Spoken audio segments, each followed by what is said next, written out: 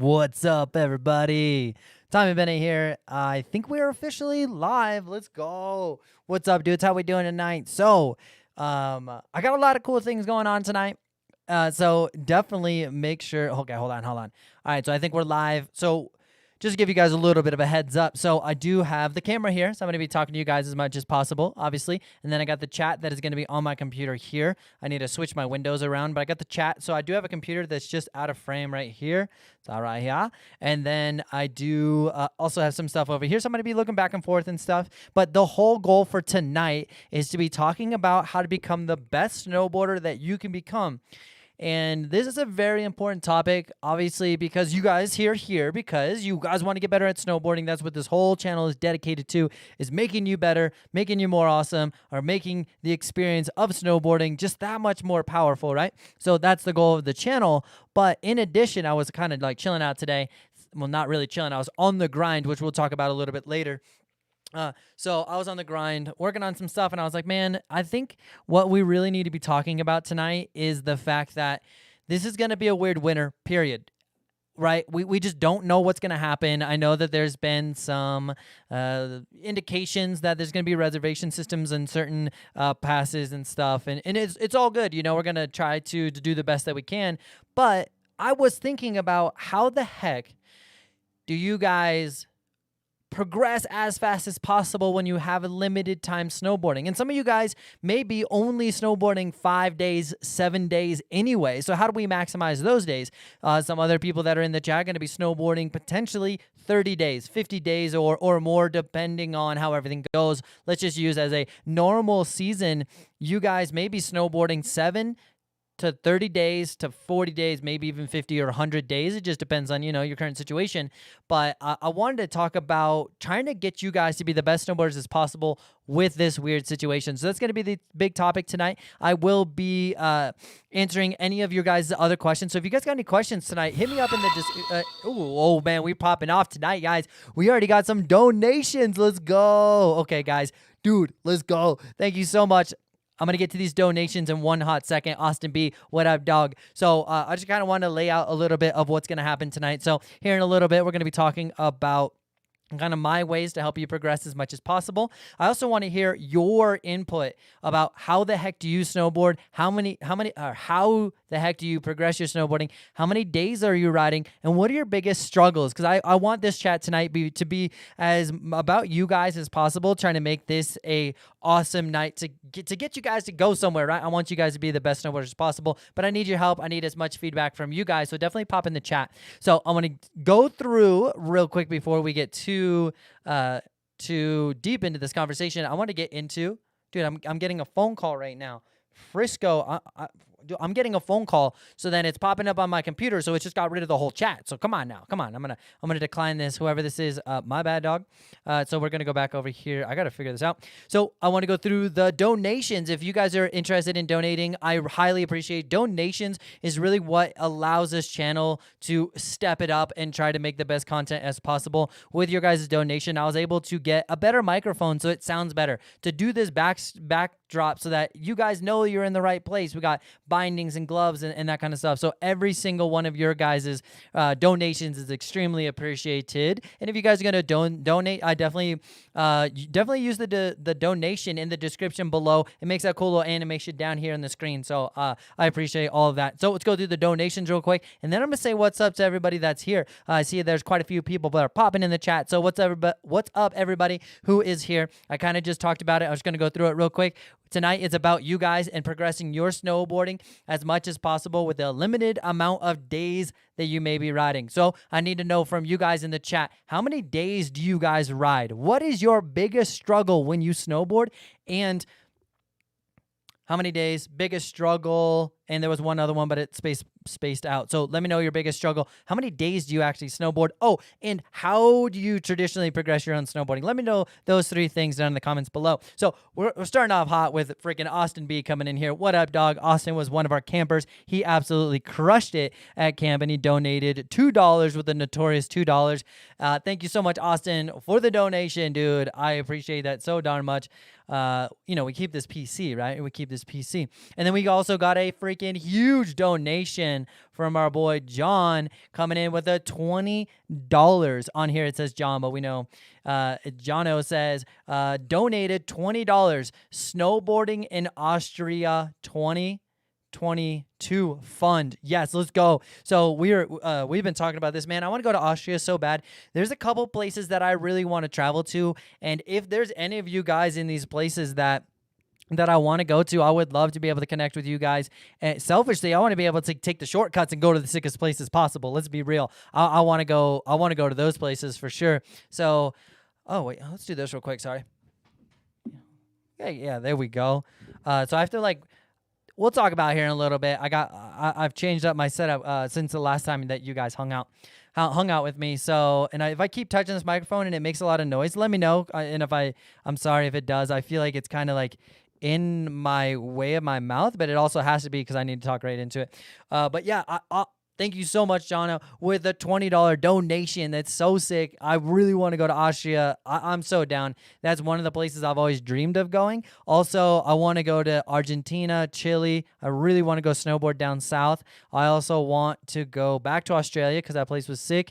And Jackson Hole. I know it sounds funny.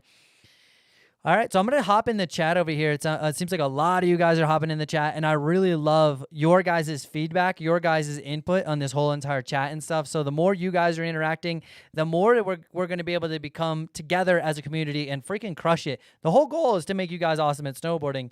So let's get into this real quick. So I'm going to go through the chat. My dudes, we got Greg in here. Greg hosted one of the sickest giveaways not too long ago, so big shout out to Greg. He says, if you come out, you have to let me know because I'll be there. And I think he's talking about New York, New Jersey, big snow maybe. We also got Kenny Shellnut in the house. What's up, Kenny? Kenny's been a huge supporter as well. He's been crushing it. He's a really good skateboarder too. I was DMing him talking to him on Instagram. I was like, dude, we need to go skate. Jono says hi all. We also got Austin B in the building. I'm gonna have to do this real quick, guys. I'm sorry. That was easy. Oh, let's go. I thought that was gonna be so much harder. Okay, never mind. We got Austin B in here. We got Jono says boom, and with that, let's go. Let's see. Jackson says, hey, do you ever finish that app you were working on? Dude, Jackson coming in. I don't know if you've been on the chat before. So what up, Jackson? Hope you're doing good, man. Good to see you out here. And the app is in progress, man. I should be having a meeting about the app this week or next week. So with the app, I am currently working on it with a developer who was also a subscriber, like one of the dudes that's a big fan of the channel. So I'm connecting with him, and it's really sick. So what we're working on is low fidelity imagery, and then we're kind of getting all the slides. So every time you go to Instagram and every single page you click to, we're drawing that out. So we have all these pages, and then we can be able to go, where does this go, and kind of create a spider map of that. And then after we kind of get a layout, we're going to go with a high fidelity, I believe it's called a high fidelity, rendition of the app. So we're still working on okay, where does what go? So that when it comes time to actually programming the app, that you know what you're doing, you know where it's going, it's seamless. So we have to do all this fundamental groundwork when it comes to the app. We got to do all this stuff, lay out this whole pathway, and then we're going to be able to build the house on top of it. So all the little details and stuff. So we're trying to iron that out. We're working on it. We're meeting about every week on the app. I'm also meeting with my dude every week on the book. I also am in progress of starting a goggle company. That's probably going to be more towards the end of the year or maybe next year, but still working on that. So I have everything set up. I'm also trying to get custom gloves made for next year too. I was unable to get custom gloves this year because they've already printed everything out for the 2021 season. So we're trying to do that for next year. But dudes, we're on the grind out here, guys. And I'm still posting, still doing YouTube videos, still doing everything. It's like post on Instagram every single day and then add a bunch of stuff on top of it. Whew, let's go. All right, so we got Austin B in here saying, shooting for 75 days this year. Let's go. And we also got R-Star in here. Let's go, R-Star. We're chatting a little bit before this whole thing started, before the actual live stream started. So what's up, R-Star? Hope soccer's going good. We kind of talked about that a little bit ago. We got R-Star, Rusty Nail Riders. Let's go. What up, dude? Jono Greg says, one of the biggest struggles is definitely fear. I was hoping to work on it a little bit when I'm with Jonathan in 2 weeks. Yeah, that will be sick for sure. And then we also got Arc Videos. Oh, dude, Arc Vids is the man. What's up, dude? And I got a question about the goggles here in a minute, but I want to say what up to you guys.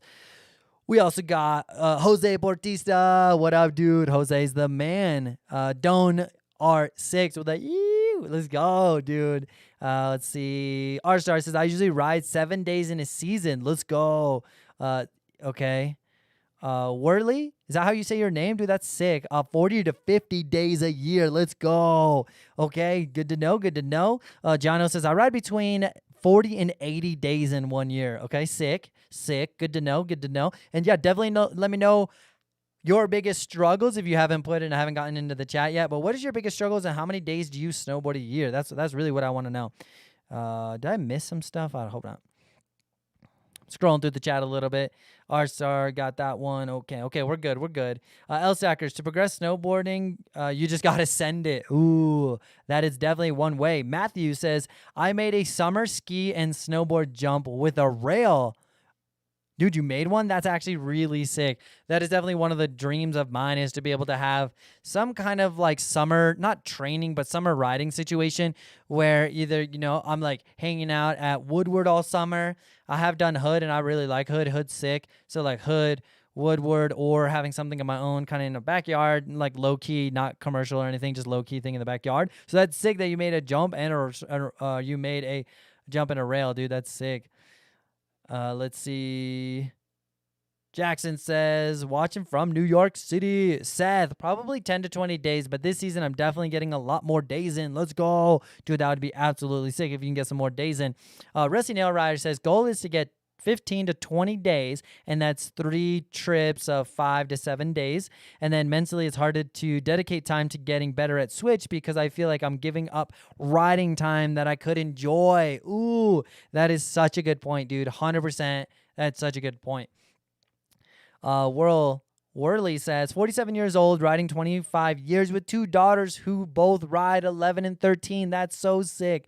That's so cool that the whole family rides. Like, that's dope. My brother snowboards quite a bit. He's a freaking boss on a snowboard as well. And it's sick being able to go ride with fam. My dad skis here and there and stuff, so I get to connect with him. But just being able to do that as a family, that is super cool. Take trips and stuff. That's dope.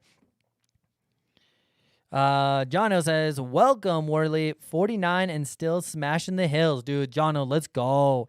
Austin B, really been working on losing weight and getting super healthy and working out my shoulder to get it back into shape before I bang it up again. Yes, dude, I totally get what you're saying. Shoulders are a freaking mess, man. And I had an athlete who is super talented, super amazing kid, super nice and everything, blah, blah. He ended up having a shoulder injury, and it was as simple as doing an ollie on a skateboard and raising his arm too quickly, and it popped out his shoulder and causing him to have another shoulder surgery, which was such a bummer.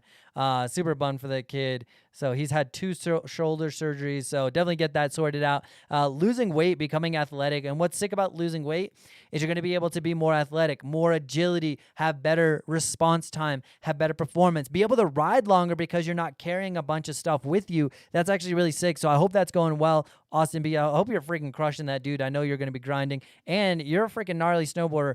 If you guys didn't know, Austin B rips.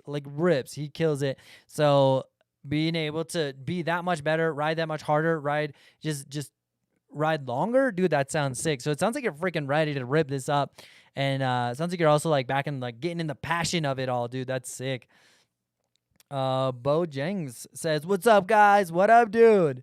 How you doing? Jake says, I am comfortable in jumps, but rails are really sketchy to me. And how do I approach your first rail? Being out of the Midwest, all the features aren't too beginner friendly. So how should I improve my jibbing? Dude, that is such a good question. Dude, I love this. You guys are popping off tonight in the chat. I love when you guys are able to ask really good questions about this, especially as the season's coming up. I know some of you guys are like, dude, the season's so far away. To me, we have September, October, guys, and then some resorts in Colorado are opening in November. Some are opening a little bit earlier. The snow is going to start flying, so what can we do now to get ourselves ready for that November, December time? So I feel like it's not that far away, but that's a great question. So I'm going to use my iPhone as an example here. So imagine that we have this phone here, and it's just representing a box on the hill, right? So traditionally, we hit this feature by riding straight into it and straight out of it. Totally cool, not a big deal. You can do board slides, you can spin on it, whatever. You have this huge surface area to practice your tricks on. But the biggest struggle that he's saying, I think it was Jake. Yep, Jake is saying, well, dude, I need to hit features that are like this narrow, this small, and most of the time you cannot ride onto the feature like this. The jump is actually it's kind of below, so it almost looks like this, where you have to hit it from the side. Well, a nice little secret for you is to be able to take this box that you're super comfortable with, you crush. Now, instead of hitting it dead straight on, dude, start getting used to hitting this thing from the side. I do have a post on my Instagram. It was over the winter, so it might be hard to find, but I do have a post on my Instagram about this exact thing. What I like to do, and I'll teach athletes this all the time, is imagine hitting this box as a rail. So you're coming in from the side, so you're not going straight in, you're coming in from the side, and then you're able to jump, and then all the boxes have a rail, a metal rail that is the frame of the feature, right? So you have a metal rail that's here and a metal rail that's here, and then there's plastic in between. Well, hit this box as a rail, and you're just aiming to hit this part. So you want to come in, front side or back side, come in and try to make it so that you hit it and ride through the whole entire thing. That's like the best start to mimic the same thing. It's just here. It just happens to be this way. So that's the biggest thing. And then I have if you want to hit me up on Instagram afterwards, in my YouTube channel, I do you can type in how to urban on or go through the how to. I have a amazing, obviously I'm biased out here, but I have an amazing video about how to progress your way to actually hitting a proper urban on after doing that. So if you can't find it on the channel, hit me up on Instagram. I'll pop it in the chat down below. I think it's right. Follow me on Instagram. So it should just pop into the chat right now with my Instagram. Hit me up on Instagram, and I know where that video was, so I can just copy and paste and link it to you. But that's a big deal, dude. If you guys are struggling with hitting rails, there's so many ways to progress your riding without just chucking and hucking. And I'm not a fan of that. Just so you guys know, and a lot of you may or may not know, I broke my back when I was 17. After coming back from that injury, it took me about 3 or 4 years to figure out how to snowboard again because I was terrified. So I like to think about it as how can I progress my riding without just chucking, hucking? How can I progress my riding in the most smartest and way to be successful? So it's a smart approach as well as a guaranteed success from one step to the other so that I don't get broke off again. And that's a lot of the stuff that I talk about. So like in my YouTube videos, I might have a thing that's like 10 steps long. Well, that's fine. You might not need all 10, but at least I'm telling you all 10, just like we did here. So hope that answered your question, my dude.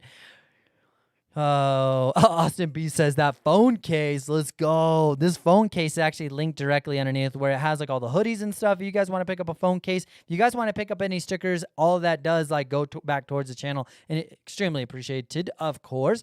Seth says, yeah, I agree that it's hard mentally to dedicate more time to tricks when you know you're giving up riding time. So this is I love. Sorry, I'm just making sure that I'm not missing too much of your guys' conversation here. Yep, sorry. Scrolling back up. Here we go. Trying to find where I was, my dudes. Let's see. Okay, Worley says, putting a small 12-foot rail in the yard this year in Vermont for muscle memory. Let's go. That's so smart, dude. I love that.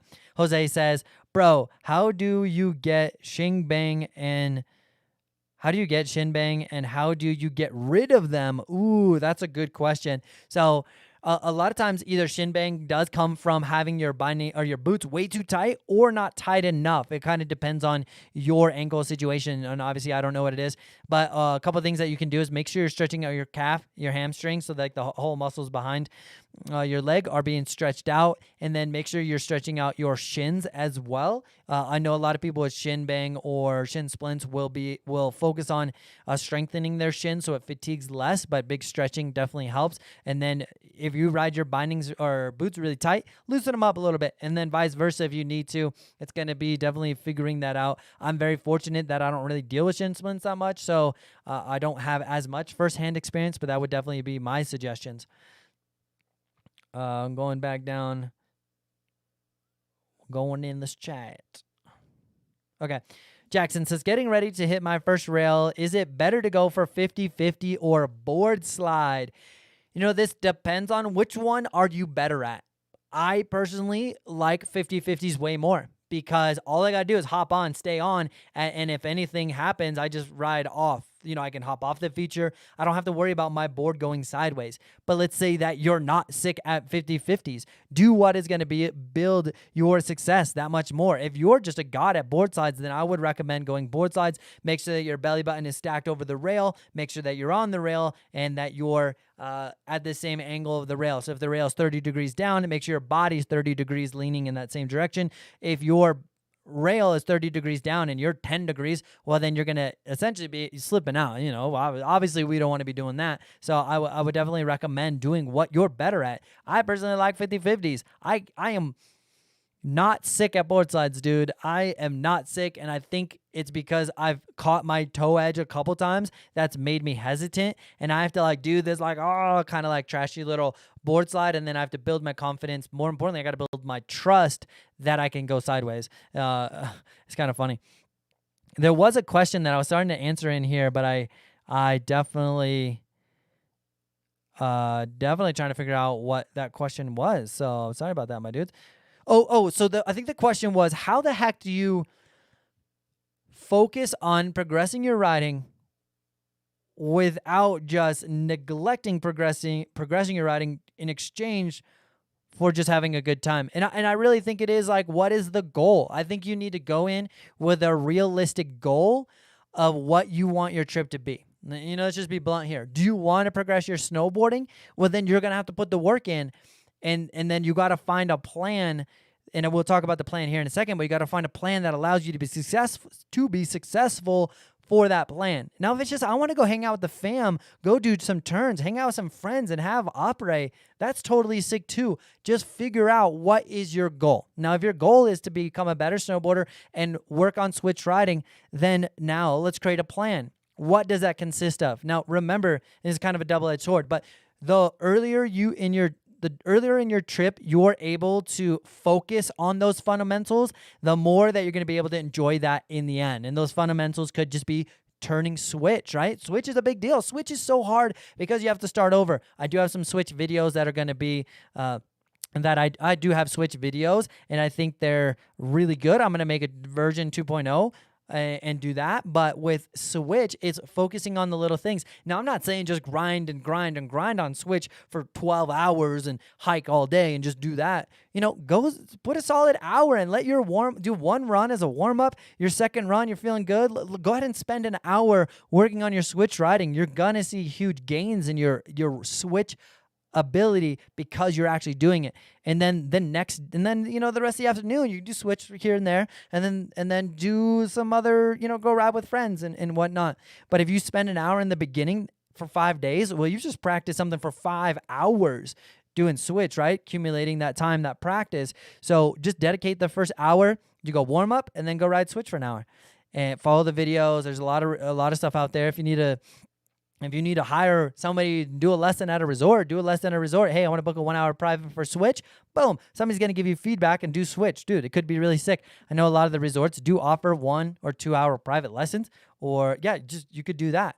The other thing is that's going to be able to pay off. So you got to find that balance. If you just want to have fun, go have fun. Who cares? That's totally sick. But then there's also this thing that I do with my athletes all the time. Let's say we're riding to the park, and the park is about 25% of the run, and we got the rest of the run. Well, I'll have those dudes work on switch riding to the park, and then go have fun, do their things in the park, work on something different. And then as they're leaving the park, they'll go switch again. So they're being able to work on switch nearly every run. And maybe they don't do it in the top, and then we're working on something else, which would be carving, ollieing, body positions. We're going to go ride in the park, and then at the end of the park might be a little bit of the run. Go ride switch. Meet you at the bottom. Go take your time. And then so every run, they're getting that practice and that accumulation. And maybe that's the plan that works best for you, is instead of spending an hour, just go ride the park and then go do switch every run. And then you're going to notice that every run, you're getting faster and faster and faster. And then you're having the sickest time ever because you're feeling that progression. I personally like progressing my snowboarding. It makes me feel, that's what my fun is getting better. That's fun to me. Just, and this is no negative thing towards anybody. Like, everybody, what's cool about snowboarding is there is something for everyone, right? So what I'm about to say is no knock at anyone. I don't enjoy just doing turns. Like, I don't. If I'm going to do a turn, I want to do like a higher intensity carved turn, blah, blah, because that's exciting because I want to try to get better. And so and then let's say I'm riding with people that are not as strong riders, that's okay because I'm going to go do that switch. I'm going to find ways to challenge myself because that's what's exciting to me. There was a season that I was coaching and I was literally just riding switch nearly the whole entire time. I would go switch 50-50 on a rail, switch 50-50, 180 out, and then go like back to 180, go cab 100, and just ride rails, switch as much as possible. Well, over accumulation of a season, I was able to really get better at it. So that was pretty sick. I kind of rambled on that for that one for a long time, my dudes. So I'm going to go back to this real quick. Sometimes this chat is like not on the same page as me, and that's where I'm like, dudes, come on. Let's do this real quick. Yeah, okay. I'm just trying to get this chat in the right place. If you guys have ever been on one of my live streams, this chat, you'll like look at the screen and then it goes to the bottom because it wants you to be the most updated. But my thing is I don't want to necessarily miss anybody, you know, trying to get as many questions as possible. So I'm going to read a couple more about the chats, and then I'd like to get into, oh my God, we're already 30 minutes into this, guys. Holy cow. So I'm going to read a couple more of the stuff in the chat, get some more feedback from you guys, and then what we're going to do is I'm going to talk about the couple things that I want you guys to focus on the next time you go snowboard. If you're trying to progress your riding, there's a couple fundamental things that I think everyone needs to be aware of. So we're going to get into that here in a second, but I want to hear from you guys. I feel like I was chatting for a while. Let's see. No way, Austin B, dude, I'm so pumped. He does say, I am down 10 pounds from camp. Dude, I'm so hyped. You literally. You're going to be a better snowboarder just by doing that. I'm so pumped, dude. I'm so excited. Dude, and we got to go snowboard again, dude. I already missed riding with you. Jono says, thanks, bro. Snowboarding is the easiest part because it's fun. The diet is the grind because it's all the time, day in, day out. I was listening to this sick motocross thing, and he was saying, like, diet is about what you put in your mouth. That's, like, one of his, like, big things. And I was like, oh, wow. Oh, deep. All right, so we got Sonochi says, hi, what's up? How you doing? Jono says, Austin B, congrats on the 10. What's the goal? I think he's and then he says, Jono, I'd like to be down another 10 before the season starts, but ultimately below 200 is my goal. That's another 17 away. Dude, let's go. Let's keep you motivated. Let's go. I'm so pumped, dude. Just think about all the tricks that are going to be easier, just the way you ride, just like everything is going to be so sick. And I'm very like thankful that you're very open about it with the community, because like we can, what I'd like to do is ask you next week, dude, where you at? And like be able to, if that helps, dude, let's do it. Austin B says that phone case dough. Seth says, yeah, I agree that it's hard mentally dedicate more time to tricks when you're just giving up riding time. Yeah, and we talked about that a little bit, Seth. My fun is progressing. So if I'm like working on a trick, that's my fun for snowboarding. My fun, again, is not just going down a run. It's what can I do on that run? What is this and the other? And it's just all perspective. Like, I'm not saying that any of what you're doing is wrong. Snowboarding and freestyle is freestyle, right? Just different viewpoints. Jake says, awesome. Thanks for the advice. I'll work on that and perfecting my boxes from slides and progressing on the rail. Jake, hit me up on Instagram and I'll send you that video, dude. Excuse me. And Jono says, great, awesome B. Jose Bertista, what up, dog? Any of you guys like computer nerds out here? Anybody getting the 30 series graphics cards? If you know what I'm talking about, you know what I'm talking about. Let me know. I'm thinking about it, but probably not.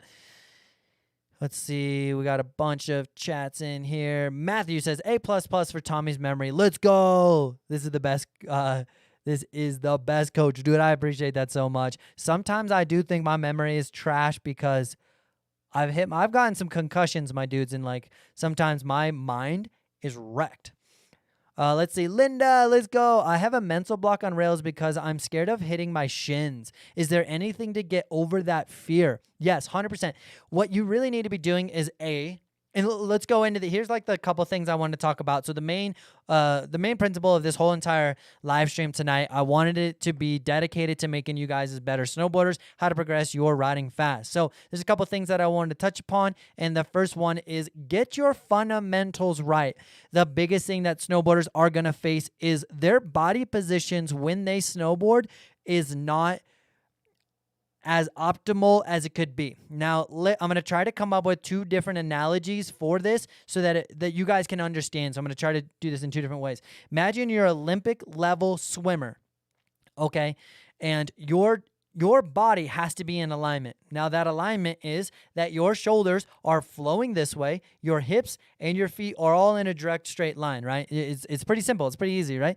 Now, think about what happens if that individual rotates their shoulders about 35 degrees to the left. What's going to happen?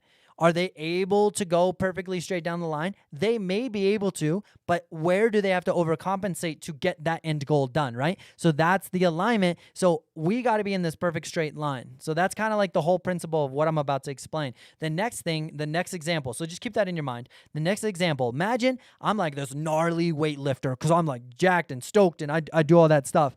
Now imagine I had 1,000 pounds on my back and I went to squat. Well, ideally, my shoulders, my hips, and my knees are all stacked on top of each other. I'm able to use my ankle, knees, and hips, and my spine, and my core, my posterior chain, everything to go down as far as I can and come back up. That's a very strong body position. So when we're snowboarding, we're trying to mimic the same thing. We are trying to keep our lead shoulder perpendicular to the lead binding. That simply means, I'm going to try to do this for you guys here without losing the microphone. So imagine that I'm snowboarding and my hip is pointed at you guys. My board's pointed at you guys. So I'm trying to be in alignment. Well, sorry, I'm trying to be in alignment. There we go. So I'm trying to be in alignment. Now, what ends up happening as snowboarders, all we really need to do is turn our head and just look this way. And then now my shoulders, hips, and knees are all stacked on top of each other. Now, I just need to turn my head. As snowboarders, what ends up happening is now I just open my shoulders like this, but my hip is pointed directly at you, but my shoulder's pointed in this direction. So I'm going to kind of jump back in the screen a little bit. I'm going to be off camera or off microphone, but I'm trying to just give you guys a visual example. So hip and shoulder pointed strong. Like that's the strong position. Now here's the weak position.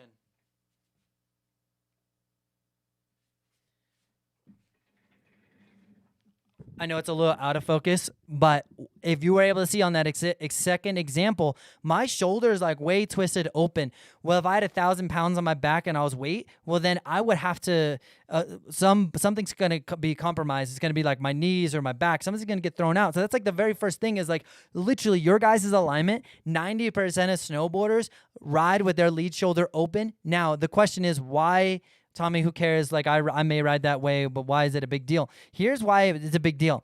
If I have my lead shoulder open, which may cause me to have my weight over my heels a little bit, as soon as I get on a box, guess what happens? You slip out because your weight is leaning over your heel side edge too much because your shoulder's open. Okay? Now, the next example is what if I hit a jump and my weight's a little bit backseat and my shoulder's open? Well, as I apply pressure into the jump and I'm going fast and I'm now catching some air, well, I'm gonna slip out to my back. Have you guys ever done that? Slipped out to your back?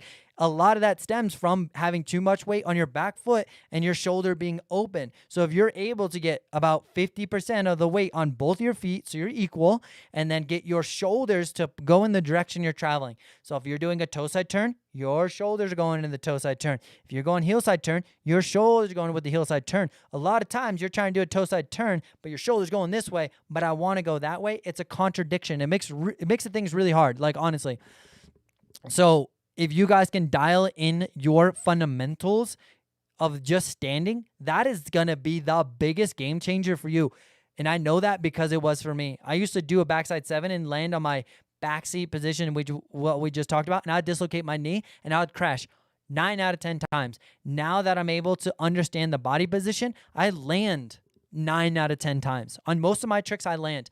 Not because I'm just trying easy tricks. It's because I am getting myself back to those body positions. If you guys go back through on my Instagram, you're going to see my body position is a stacked body position at the landing. Or as soon as I land, I try to get into that body position as soon as possible. So the first things first, guys, if you can dial in your fundamentals and actually get your stance to help you perform, it's going to be the biggest game changer in your snowboarding. And that's going to allow you to Be more efficient so you can ride longer. That means you can carve better. That means you can ride moguls better. I love moguls, by the way. You can ride moguls better. You can hit jumps and bigger jumps and land more tricks more. Like, it doesn't matter if you're freestyle or you're just trying to have a good day or trying to hit a box. You want to get your fundamental, your body position, that stacked position down. If you can do that, guys, that's going to be the best advice I can give you in terms of be productive, get better. As soon as you're able to dial that in, your snowboarding is going to change. And I know because it changed mine. So that's number one. Going back to like Linda's question was, dude, I have a mental block. She didn't say dude, but I'm putting words in her mouth. Dude, I have a mental block and I'm scared of hitting my shins. Well, why are you scared of hitting your shins? It may be because you have experience that you did hit your shins, or you're afraid you're hitting your shins. And as you are in fear, your natural reaction with fear is to go back to this really twisted body position. And that body position is going to amplify the fear. So the fear amplifies the body position. The body position amplifies the fear because you're backseat, you're scared, you're out of balance, you're not in a strong position. If you're not feeling in a strong position, well, then how am I going to feel strong? You know what I mean? So with that mental block, what you need to do is dial in your fundamentals and then be able to create success on that feature. And that's the second part to this is like a lot of you guys are talking in the chat is you have fear. Yeah, fear's gnarly, guys. Like, I broke my back at the age of 17. I thought I was sponsored by Oakley, Solomon and Bonfire. I thought I was like tearing it up, and I was doing, I was doing decent for sure. But as soon as I broke my back, fear took over my life. I was hitting 80-foot jumps. After breaking my back, a 5-foot jump, I could barely jump over this table that's next to me without being in tears of absolute fright. So I've been in that absolute, like, I not the craziest, lowest lows, but I've been low where snowboarding scared me, absolutely scared me. And what I needed to do was dial in my fundamentals. Then the fundamentals allowed me to land more tricks. And that's simple of me doing a 5-foot straight air, and I landed that, but I landed that 20 times in a row. So in my mind, all of a sudden, I start to build the trust. I start to build the experience of, I'm going to be okay. Then my anxiety, my fear is like, I can relax a little bit. I can let my shoulders hang down, my chest up a little bit because I'm not freaking scared out of my mind, because I had positive association with that feature, with that trick. I landed it 100% of the time. Now, here's the other part. When I'm landing 100% of the time, that's a good thing, right? If I progress too fast and instead of hitting that 5-foot jump, I all of a sudden go to a 30-foot jump and I make this huge gap and just try to chuck it and huck it. Yeah, for some people, that's going to work 100%. I know some dudes out there that's fine. It works. For me at that stage, for me now, I need to be a little bit more strategic about my progression. So what I do is I'll hit that 5-foot jump, and then I'll go to a 10-foot jump and take my time and hang out there for a little bit, dudes. I'll hang out there. I'll hit that jump 30, 40 times if I need to get comfortable. Well, I've just now, theoretically, I've hit this jump, the 5-foot jump, 30 times. I moved to a 10-foot jump, and I hit that 30 times. I've landed 60 times, and I'm not going to move on until I'm absolutely feeling so 100% confident and ready that I can move on, because if I move on too quick, guess what? I'm landing 1 out of 10, 4 out of 10. Well, now I've associated falling more than success. Now my fear creeps back in. My anxiety creeps back in. I'm doubting myself. This isn't fun because I'm eating it. Finding a way to progress your riding. And that's why I make so many YouTube videos with 10 steps in there, because I want you to know every 10 steps. I kind of talked about this a little bit earlier, but going from this step to the next step to the next step in a logical progression, meaning that it's the right step to the next one. If I have a set of stairs, I'm not skipping 1 to 4 to 1, and I'm going to go 1, 2, nice steps. So trying to find the right progression. But you're trying to build your success. You build your success, you build your confidence. You build your confidence, you start to eliminate the fear because you're associated and your experiences are positive. That literally changed my whole entire snowboard career. I was so burnt out over snowboarding after I broke my back. It was not fun to me. I hated it. I was scared of it. Just doing those simple things, it takes time. But that led me to coming back. I landed a back 12, which I've never done before, at the age of 27. I landed a back 12 at Keystone at 27, and just because I took those steps. So that's okay. So fundamentals, logical progression is such a big deal. I'm gonna jump into the chat a little bit, kind of hear from you guys for a second, and then I got one more piece of advice that you guys I think is gonna be very valuable for you guys to hear. Okay. So we got a $5 donation. Our boy, let's go. What up, dog? And I don't think okay, cool. Sorry, I got a itchy nose. I am so sorry, dude. Our boy freaking Aaron Snow. I can't believe I missed that. I was going ham.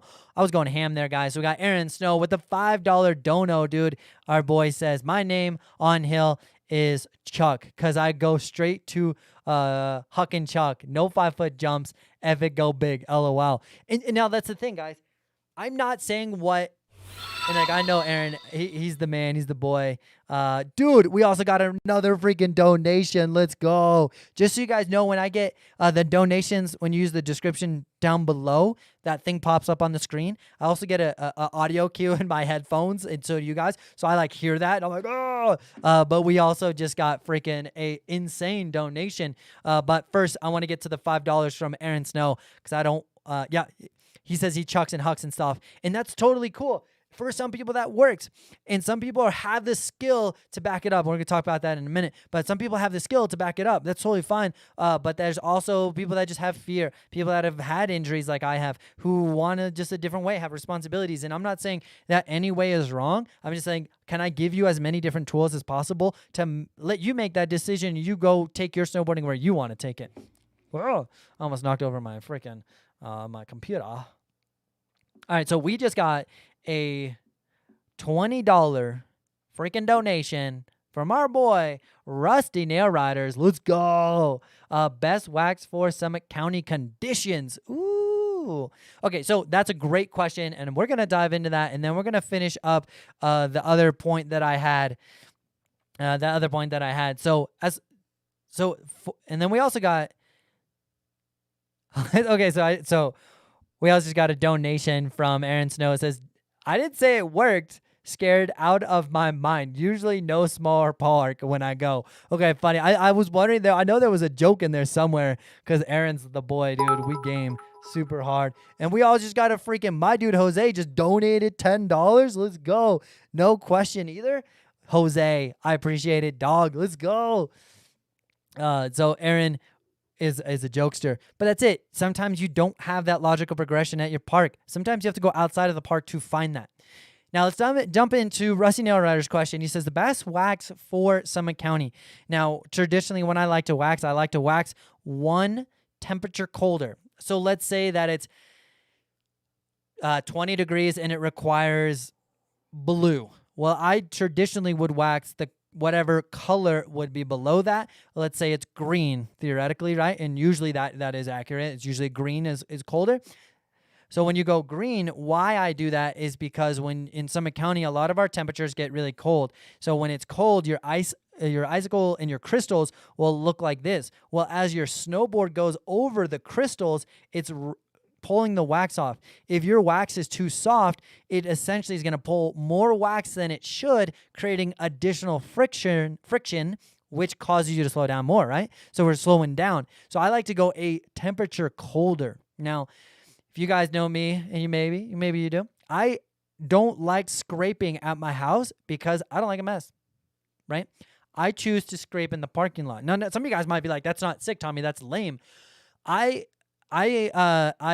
ride for a company called Pearl Wax, and they're literally just over the mountain. They're based out in my hometown, and they're biodegradable wax company. So I don't feel guilty when I scrape it in the parking lot because I believe they have test studies within 45 days. It's all going to be gone anyway. So that makes me feel better that I can keep my house clean, but I'm also supporting a company that is eco-friendly. And then when I'm in the parking lot, I don't have to feel like that jerk because I'm destroying the environment. So it's like a win-win-win. But I only back this company because I believe in them. So I end up waxing mostly blue.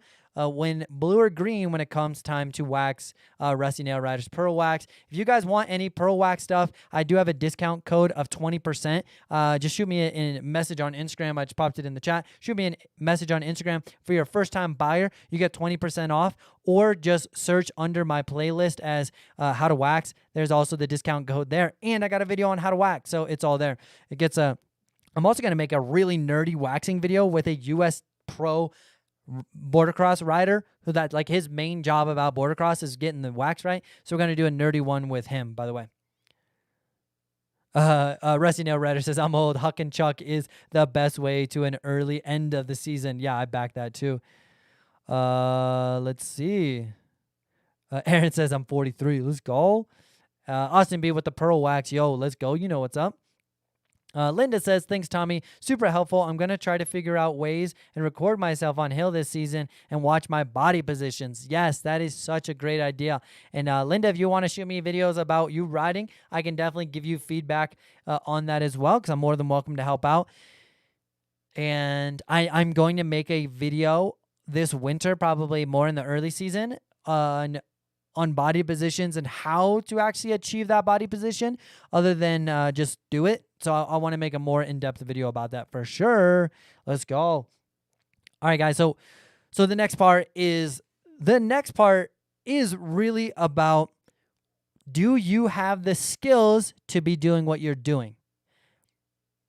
You may or may not. And if you do not, well, my biggest advice is figure out what the skills you need to do that trick. Here's a great example, and this happens all the time. Trust me. Hey, I want to learn a double backflip. Dude, sick. I'm so down. That's sick. Let's do it. Can you hit a big enough jump to do the backflip on? Nope. Okay, well, then we know that you need to hit that jump, develop the skills to do develop the skills to hit the jump so that you're leading yourself to success. Cool. Okay, maybe you answer, dude, yeah, I can hit that jump, dude. Yeah, sick. Okay, well, have you ever done a backflip? No.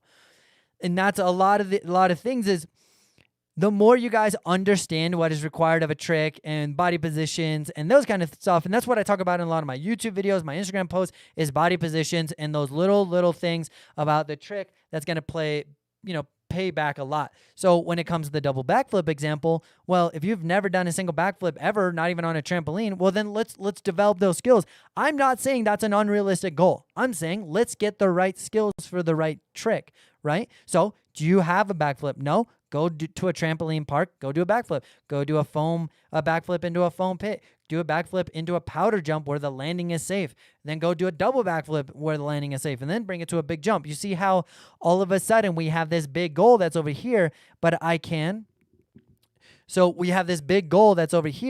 break that up into 10 steps so I get the skills. Here's another example. I want a 50-50 in urban on rail. Well, where's your body position? Can you 50-50 a box? Can you ride the box perfectly straight without having your board engage or your edge tilt up? Can you go straight on, straight off? Can you jump onto it and then ride and then jump off, showing a little bit more dynamic movement? Because when you're doing an urban on, as we said earlier, is hopping in from the side. Well, I need to jump. Okay, can you jump? Can you land and absorb that impact in a body position that's not going to get you tossed?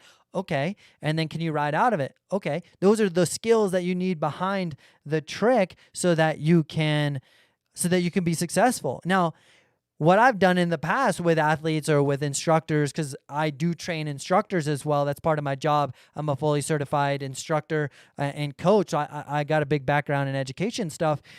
But what we could do is draw a fake box in the snow for your friend and then have that friend jump on it. Or ask your friend, hey, make me a 6-inch wide little mark on the snow. So you go like this. You literally put your hands on the snow. You go like this. And then you slide backwards on your toe side edge, dragging your fingers in the snow, making a 6-inch wide box. And then you let that go for as long as you want. And then you practice. Can you jump in from the side? Can you land? Can you ride away and do what I just jump in, land flat base, jump out, and land flat base again? Well, the best part for you is you can now start to see, I landed and I see in the snow there's an edge mark. Well, that tells me that I engaged an edge. What if I did that on a box? Well, I would slip out and fall. So I'm testing and evaluating my skills before I even attempt to hit it on a box. I want to jump, land flat base, ride through the whole thing, jump off again, mimicking what it's like to be on a rail, and then look, oh yeah, I jumped on, I had no edge mark at all, and I rode absolutely flat base, and I gave myself a little pop off.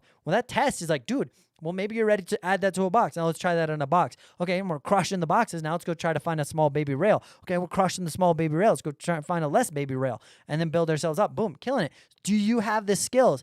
If you don't have the skills, it's not a big deal. Go figure out what the skills are.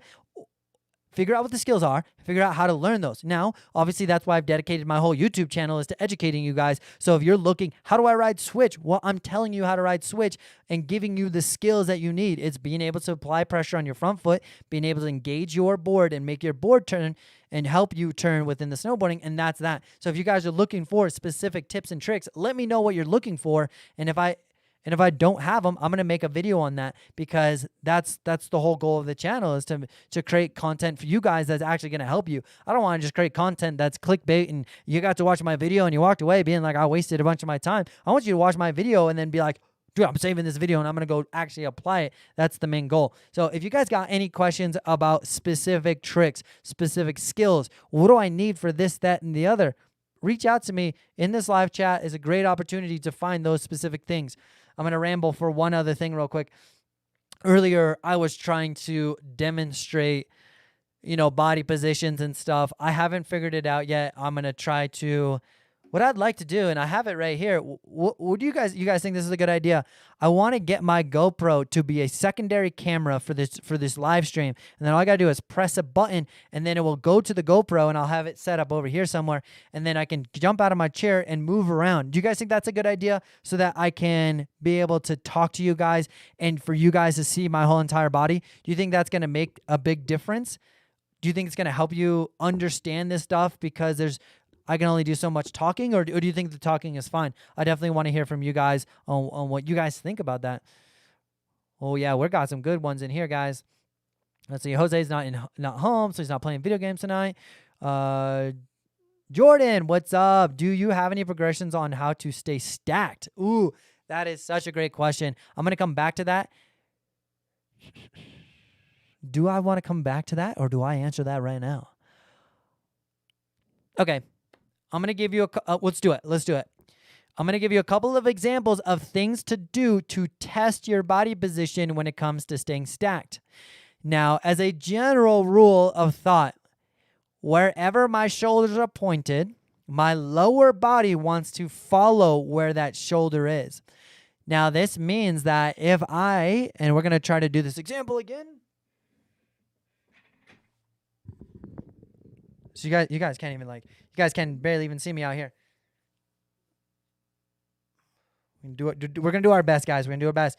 All right, so generally, if my lead shoulder is open approximately 20 degrees to the right, and I were to do a jump, my lower body is going to follow. Now, I'm actually in a perfectly stacked position. My shoulders, hips, and body are all in the same position. I am no longer twisted. So what I want you guys to do is, we're going to come down here a little bit. So what I want you guys to do is, while you're snowboarding, take some time, slow down, and I want you to do 3 ollies. Now, this can be either straight down the fall line. Now, remember, the fall line is, if I had a bowling ball and I rolled it, where does it go? Well, it's going to follow the natural path of where the natural fall line, or the natural gravity, wherever the gravity takes it, the ball, that's the fall line. So I can go either down the fall line and do my ollies, or I can go across the fall line and do my ollies. So now check this out. If I were to do ollies down the fall line, and I know I'm cutting my head off over here a little bit, guys. If I'm going down the fall line, which really is mimicking the camera exactly at you guys, and I have my shoulder closed, and I were to ollie, if I'm in alignment and I'm in a stacked position, what should happen to my body if I jump? Theoretically, I jump and I stay in a stacked position. I should be able to take off on a flat base, land on a flat base, and have absolutely no turning, no rotation on my board. I shouldn't land and rotate. If I land and naturally go to my heel side edge, it's probably because you jump and you leaned back. So you went like this. And you kind of fall over, you know what I mean? So that's the first thing about the jump. If I can go straight up, straight down, then I know that my shoulder is in alignment and my belly button is stacked in the right position. And I know I'm hunched a little bit because I'm trying to be in the camera for you guys. But after that, now let's say that I have my lead shoulder open 30 degrees and I'm just forgetting, I'm just chilling, I'm just hanging out here. My shoulder's open and I do a jump. Well, I'm naturally going to go to my heels. I may not fall over towards my heels, but I will look back in the snow and notice that my board turned 20 to 30 degrees and I landed on a heel side edge. That's the first way to build awareness of what am I doing. Now, the biggest challenge that you guys are going to face is that your neck is going to feel that it has a lot of resistance. So if I were snowboarding and I'm turning my head right here, I feel a lot of resistance in my neck, and it feels like, it feels a little weird. That body position is what you got to get comfortable with. What naturally happens is you feel this resistance in your neck, and your shoulder does this. There's no more resistance in my neck, and it's now more comfortable, but not as stacked, not as strong, not as awesome. So we're here, boom, just like this. Like, this is how I should be snowboarding. Now, granted, I don't stay in this position 100% of the time. I want to be in this position when I'm landing a trick or taking off a trick, specifically for like straight airs, right? So if I can land like this, boom, killing it. The reason why I wanted to bring this up, what if I did a board slide? Well, I want a board slide a little twisted. Yes, and that's going to be a kind of a further discussion.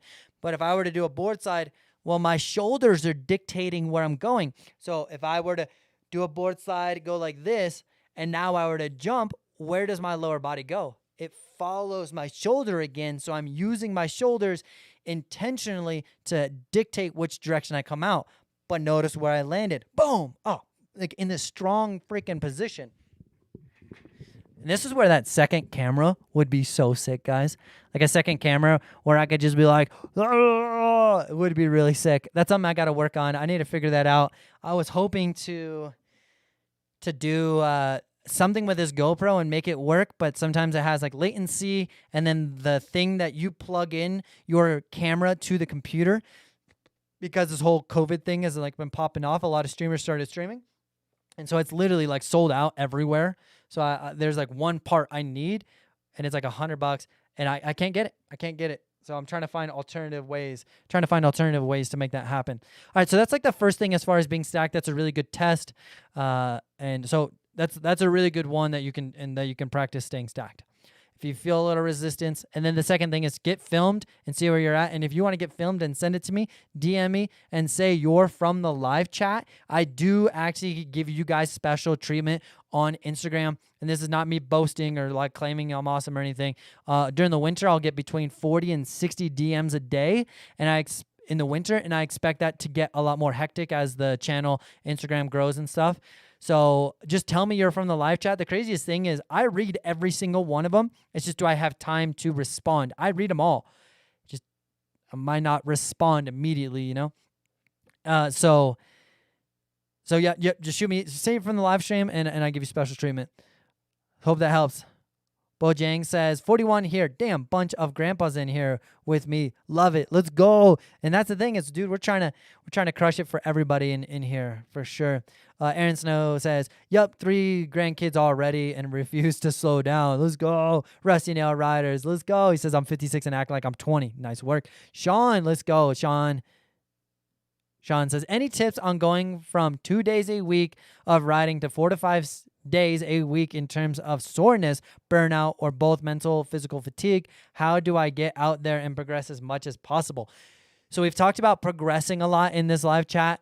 So if you want to scoot back a little bit and watch any of that, I've gone ham on that stuff. But Sean, I'm going to answer the first part of your question.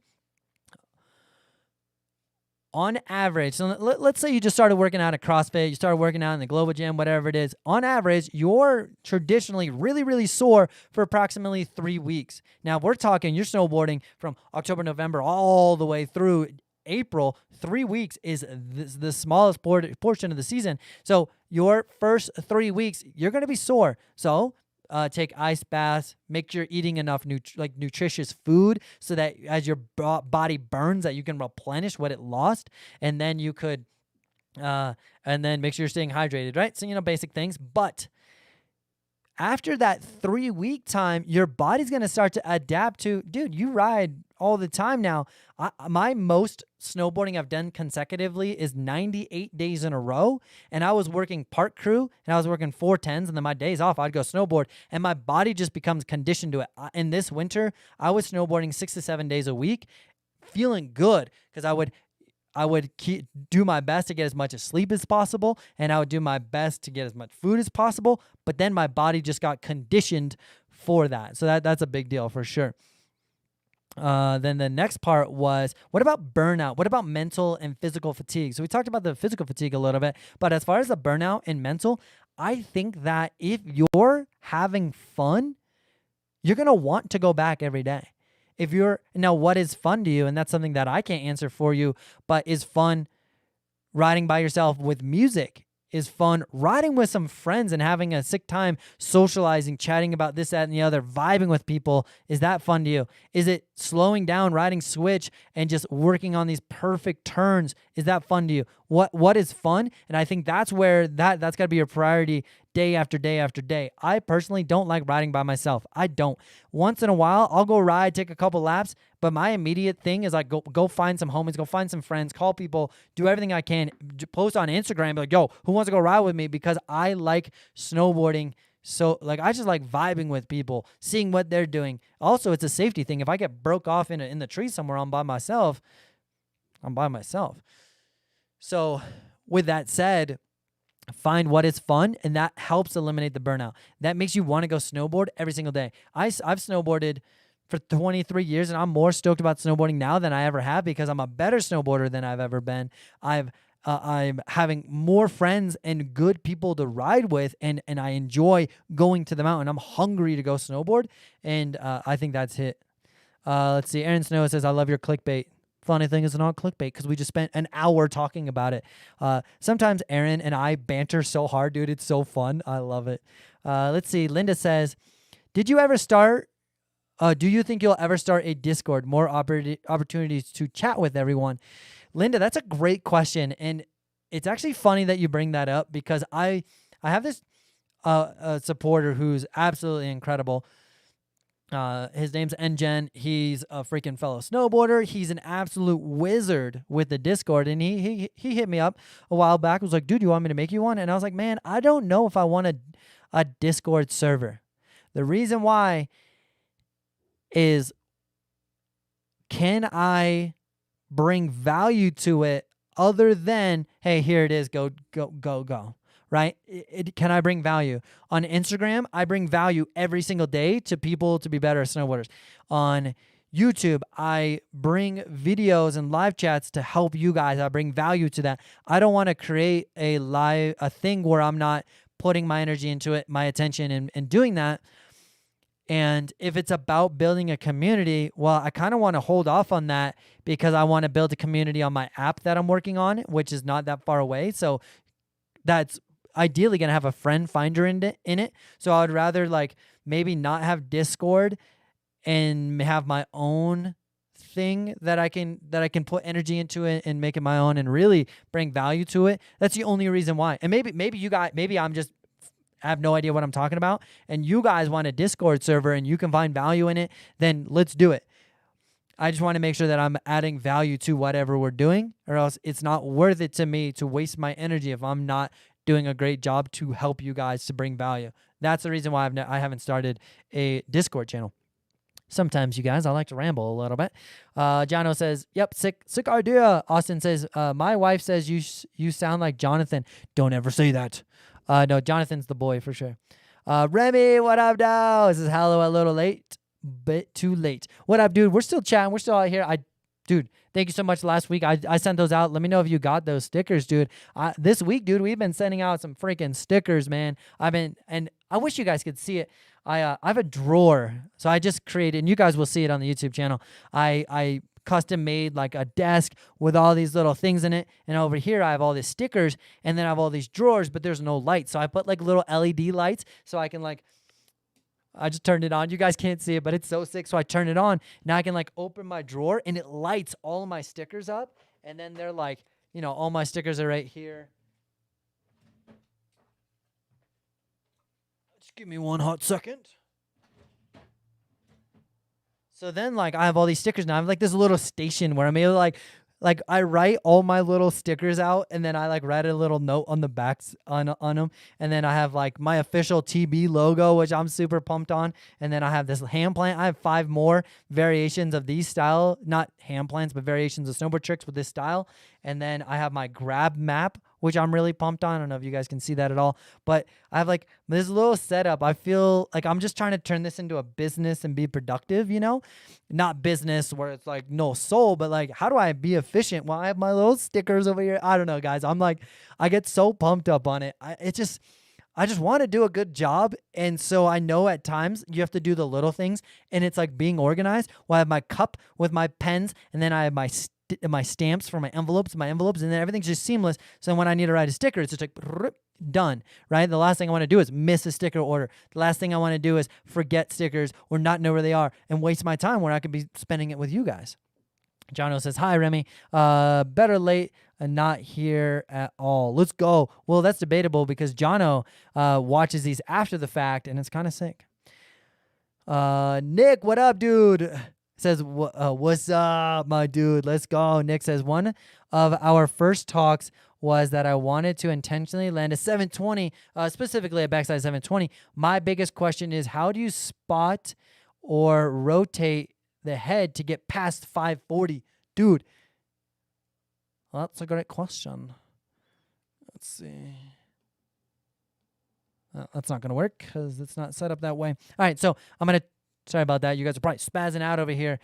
If you guys have ever done live streaming, there's this program that I use that's incredible. A program I use, it's incredible, but sometimes you show up and it's just complete, all the settings are different. And you're like, dude, bro. So my dude, Nick, I'm going to try to do my best here. We've been doing this a couple times. We're going to figure this out in the next couple live chats, guys. We're going to figure out a GoPro third camera, but then we also got to figure out the microphone thing. So we're going to figure this out some way or another. But let's talk about a backside 720. This is a bit of an advanced thing to be talking about, but I'm okay with it because some of you guys can take the skills from the 7 to actually get back to, that applies to a 360. So let's talk about this real quick. So backside 720 for me is, I know my head's cut off, I know. All right, so a backside 720 for me is rotating this direction. So when I go ahead and wind up for a 720, I am taking my lead shoulder and I'm opening, but I'm also rotating through my spine, and then I'm driving this shoulder this way. Now, the first movement that I have is that my head is going to rotate like this. Boom. Notice that my head can essentially look at you guys, but my body is lagging behind. So let's see. My body does so my body does 90 degrees, but my head's already spun a full 360. I'm already looking at you, right? So now I keep going. Now, in this movement right here, I'm spotting the landing to see if there's anybody in the landing, which I posted a video on that the other day, guys. I almost landed on some dude. Well, almost crashed into him.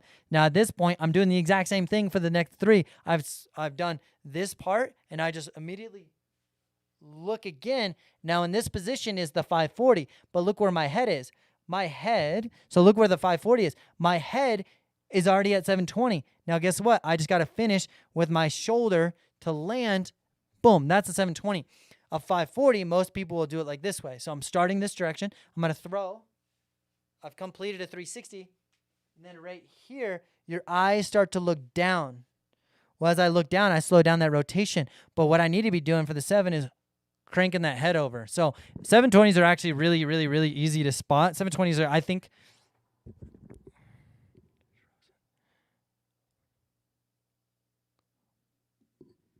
yeah, if any of this is weird, just go ahead and refresh it, guys.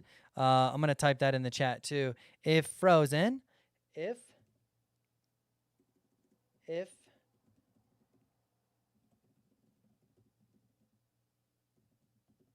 all right, guys, sorry about that. I don't know what's going on. Sometimes it does that. Yeah, for some reason it's freezing for some of you guys and not others. That's weird. Did the stream die? Nope. I still see him. Yep. Stream is dead. No, it's not. I see the stream, Linda says. Yeah. There we go. Close and reopen. Weird. He's frozen. Refresh the stream. It worked. What? It worked for me. Stream is still worked. Yeah, that's weird. We're still here. We're still crushing it. We're still here. We've got about a bunch of you guys. Sometimes you got to refresh it. All right. So what I was saying is the 720 is actually a lot easier to land than a 540, in my opinion, because you get to look at the landing at 540, and then you have a whole 180 degrees to actually rotate the 180 and spot your landing. My dude, if you want, let's see, Nick, if you want, I did post a backside 720 on my Instagram. If you want to DM me, say that you're from the live stream, I'll just not tag you. I'll just copy and paste the backside 7 that I posted about 5 or 10 days ago. I'll just show you, and you can see in slow motion exactly what I'm talking about. 360, 360, and then 360 again, spot the landing right away. I'll share that with you, and then you can also read the breakdown of all that. So, and then for a grab, I really like mute, because as you grab, your eyes and your back shoulder can help rotate, and you're still grabbing your board. I grab indie, which makes it challenging, because if I'm rotating that way and then my grab's going that way, it kind of go against itself. But that is just because I'm comfortable with it and I know how to do it. So I definitely think mute is fire. Refresh. Well, on that note, guys, I think we went freaking ham tonight. I am going to end it there. It's been absolutely incredible hanging out with you guys. Like I said, if you guys want to pick up any stickers, I got a bunch of stickers in the sticker store. They're linked down in the description below. I believe they're also the pinned comment. So if you guys want to check out any stickers, all of this stuff is being put back into the channel. That means that I'm getting this microphone. I've had this camera from a different thing, but being able to get this camera and microphone and all these things to make this channel as awesome as possible. I want you guys to be able to hear what I'm saying, be able to get all the information, and come here, like making sure that you guys are feeling good about this whole live stream, as well as my goal is to get an editor and a filmer so that we can produce higher quality content more often. If I can produce more content for you guys, then that's going to be better, because you have more stuff to watch, more things to get information from. So that is the goal. So all that stuff helps. And the donations were super heavy tonight. So thank you guys so much for all the donations. Thank you guys for whoever's a member. You have a little icon next to your channel or next to your name. That's a big deal too. Like all of you guys, your guys' support is absolutely unreal. I've been very humbled by this experience of being able to chat with you guys. You guys like hang out with me and listen to me chat, ramble for over an hour. It's pretty fun. So I appreciate all of that. Also, I got new videos that are coming out Friday at 4:30, so make sure you guys check that out. Also, if you put your post notifications on, I do a special treatment on Thursdays with a live stream premiere, meaning I do a live stream like this, and then we watch the video together. You see it live before anyone else, unless you're a member. Members see it first. You're able to watch the video live, and if you have any questions after the fact, then you get to ask me questions just like this. Linda says, how do I sign up to be a member? So if you look down below there next to the Tommy Bennett thing, next to the subscribe, it does say join. If you're on a phone, sometimes the join button is a little funky. If it's a little funky, I'll share it right now. Learn more about memberships, join. What? It's not letting me share the join button. That's weird. You might have to be on a computer to join, but there is, if you want to DM me, Linda, I know we've talked in DMs and stuff. If you want to DM me, I can just link you the link to it, or you can hop on your computer, and next to the subscribe button just down below, it does say join. And then I have a couple different tiers. If you get level 2, you're going to get access to all the videos early, plus all of the other emojis and stuff. If you're a super VIP, you get early access, and then I give you like shout outs on stuff, and you get a discount code on merch. So a couple more perks if you're doing that. So I appreciate it if you become a member. All of that stuff helps, guys. All of it helps. Like I said, the goal is to like try to put out as much content as humanly possible. Oh, there we go. Linda's Jose Bertisa says, Linda, close the live chat and the subscription button will show up on the phone. What? Dude, Max Duffy is in here. Says, give me a trick to try. Also, setup looks dope. Okay, Max Duffy is one of my snowboard athletes who's on my Premier Snowboard Academy snowboard program, and Max Duffy is in this week's video. We did 100 frontboard pretzels. It took us like 2.5 hours, but we got better, and he absolutely crushed me. So that's going to be the video this week. So he's asking for a trick. Dude, Linda just became a member. She's a level 2 member. Linda, thank you so much. And I'm so excited. We were talking about on DMs about being able to work together. I think that could be really, really fun. So thank you so much. You just became a member. And over time, the little icon now that is blue, that's going to change over time. Should I make the icons like TB? Do you guys like that? I don't know. So let's think of a trick for Max Duffy. Max Duffy is jibbing on a snowboard addiction board, and that's pretty dope. Oh, Imperial says, hey, just wanted to pop in before I went to bed. Have a great night. Dude, let's go. I appreciate you swinging by. All right, so Max Duffy, you're going to do a switch, nose press, front one out.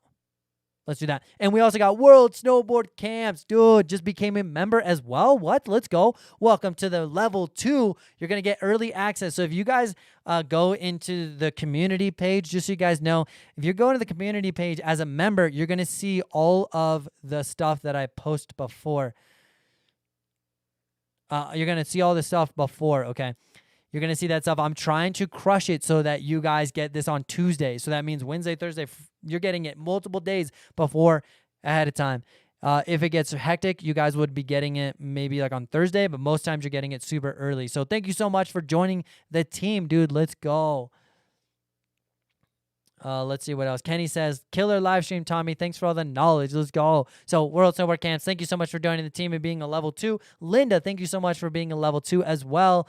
You guys, the support you guys have for me is absolutely incredible. I'm super humbled, super thankful. And so just so you guys know, this winter I'll be co-writing a book. It's going to be a book about my experience, a little bit, about one chapter worth, and then after that is talking about the fundamental skills and how to develop the skills and everything you need to progress your snowboarding in written form. So kind of sick like that. I have an app that is in development that's coming out soon, and I'm progressing my way through making my own goggle company that is going to use the same manufacturer for lenses as Giro and Anon. We're talking really quality stuff with a bunch of credibility within the industry. So I may have to run it as a Kickstarter and pre-order about, I'll talk about the numbers later, but we may do a Kickstarter so we have pre-order so that I can do it. The overhead of it is the number. They want like 1,200 units. And I'm like, wow, but if we could get some pre-orders and stuff going, it's going to help make that dream come alive. And so I may be asking you guys for some designs. I think I'm going to do 4 different colorways. 3 are my design, and then I'm going to have people on Instagram and YouTube design one. And whoever designs the sickest one, I'm going to pay you a little bit of money I'll probably do it as like $100 to give me a design. I'll buy it for the design from you. And then you're going to have essentially your art on one of my goggles. So let me know if that's a good idea. And we also just got freaking Remy in here, dude. Let's go. Where's the mouse? There we go. Let's see. We have Remy in here becoming a level 2 member. Let's go. You guys are popping off tonight.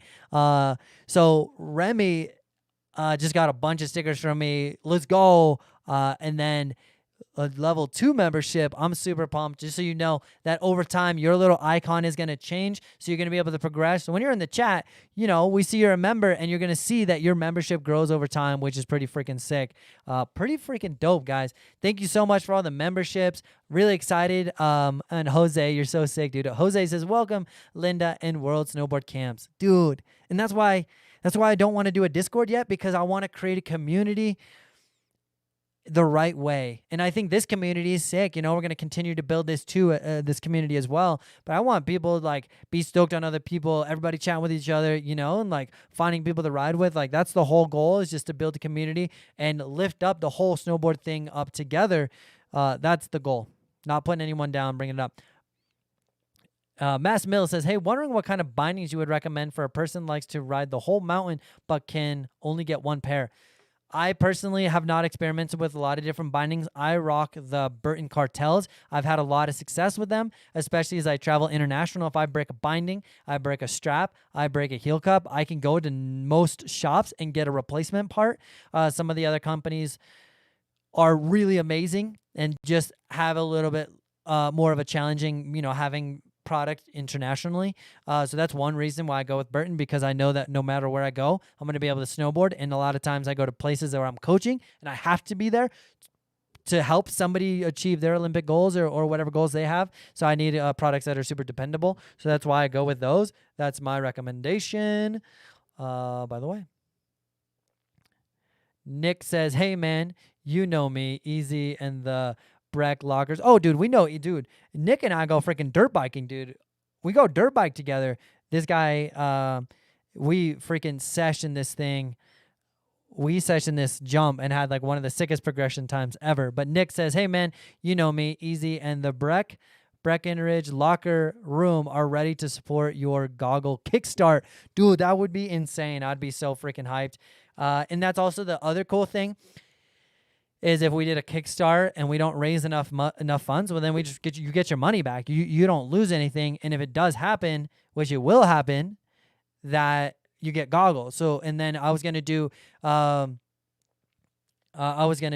with the goggles, you get a free online snowboard course. So I have a online snowboard course valued at $150 that you would get free within that, buying those goggles to make sure that you guys are becoming better snowboarders, but I'm incentivizing you guys to buy goggles from me. So you get an online snowboard course, hook you up with a couple stickers and stuff, and then the goggles are going to be quality goggles. So that would be absolutely awesome. And actually, Grandpa Bob and I have a meeting at 10 o'clock tomorrow because Grandpa Bob's helping me with some of the nerd stuff, the safety stuff behind the goggles to make sure that we're in compliance so that you guys keep your eyeballs nice and safe. So me and Bob are having a meeting at 10 o'clock tomorrow morning. So what up, Bob? Hope you're doing good. And I'm excited to chat tomorrow. I updated a little bit of that list of a couple things that I've thought about. So I did that. And then Mass Mills says, appreciate that, man. No worries, dog. Travel with Sherpa. It says, big fan all the way from Nepal.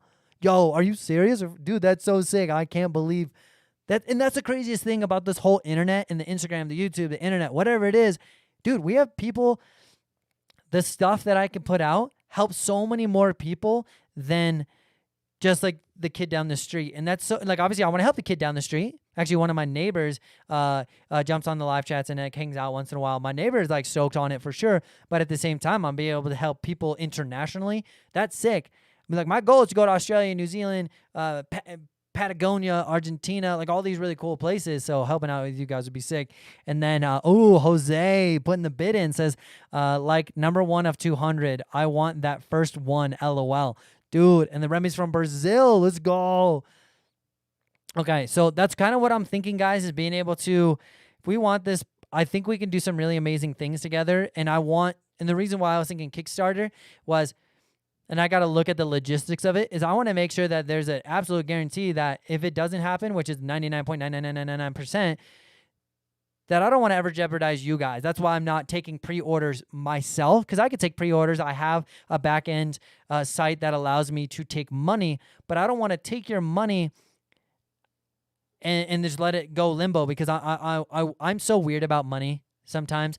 Like, I want to make sure that when it comes down to it, the money's not in my hand until we have something that it actually needs to be in my hand. So if it's just like a pre-order, well, I'd rather have this site that's kind of holding on to the bank account. If we fulfill that order, then I receive the monies. If we don't, then you guys get the money. I don't have to worry about it. I want to make sure that everything goes right. And if it doesn't, that you guys are good. You guys are covered. You're the reason why I'm here. So I get really weird about that. Even like, yeah, I just get weird about money, because I'm like, I'm only going to do this if if it's good for everyone. Cause I would hate to, like, I don't want to be in debt to anyone, I don't want that. It's just weird. Let's see. Daniel says, how do you transfer tricks you learned on a training board to doing it on a real snowboard? I find it easy to do tricks on a training board, but hard to actually get them on a real board. Oh, 100%. I totally know what you mean as far as that. And that's something that I discussed in this video that's coming out on Friday, because I did 100 front board prets on that board. And with that said, I think making it way harder than it needs to be. So if you have a snowboard addiction board, a lot of it is just like it looks like a curb. It looks like a curb where it's flat and you have about approximately 5 inches of surface area. Well, you can add the white piece on top of it. That makes the surface area a lot less. If it's a lot less, you have to balance more, and it makes it more realistic. Well, in addition to that, what about balancing for a longer period of time, making it way harder? right? So if I can make it harder, it's going to translate to the rail. The biggest thing that you want to do on snowboard addiction boards is understanding body positions and balancing. Can I understand what body positions I need to achieve this trick? That's where you really need to utilize snowboard addiction. And then you're finding the little secrets. And then like on the video we did, we were holding it for like 10 seconds, really trying to fight for that body position. And then once I'm there, how do I do the trick out? So that's really what I would do, is try to make it as hard as possible so that it becomes as more realistic. Rusty Nail Rider says, count me in for Kickstarter support. Let's go. Snowboard Everest. Dude, that would be insane. If I was like way more in shape these days, I would be so down. That'd be sick. Be the first dude to do that. You think that'd be sketchy? Hope I don't die. Grandpa Bob says, level 4-5. How soon is my progression I can start learning tricks? Dude, Grandpa Bob, you can start learning tricks immediately. It just depends on what tricks you're trying to learn and finding the most appropriate tricks for the level. Your simple ollie is a trick. A tail press on the ground where you just simply ride and lift up the nose of your board, that's a great trick as well. It's a trick, it's fun, it's playful, but it doesn't have to be a high consequence trick. So find tricks that are appropriate. Ollie, nollie. You could also do like a tail press. You could also do a little bit of a jump and just bring your knees up. And then do a little bit of a jump, bring your knees up and grab the snowboard. That's a trick in itself. So those are very basic tricks that as long as you're in your alignment, which means your shoulders, hips, and board are all stacked on top of each other, that's a very achievable trick. Then the 180s, which is, you may classify that more of a trick, but I think they're all tricks. So a 180 requires you to be able to pop, rotate, land, and then you got to land switch. So then you got to dial in your switch riding before you attempt a 180.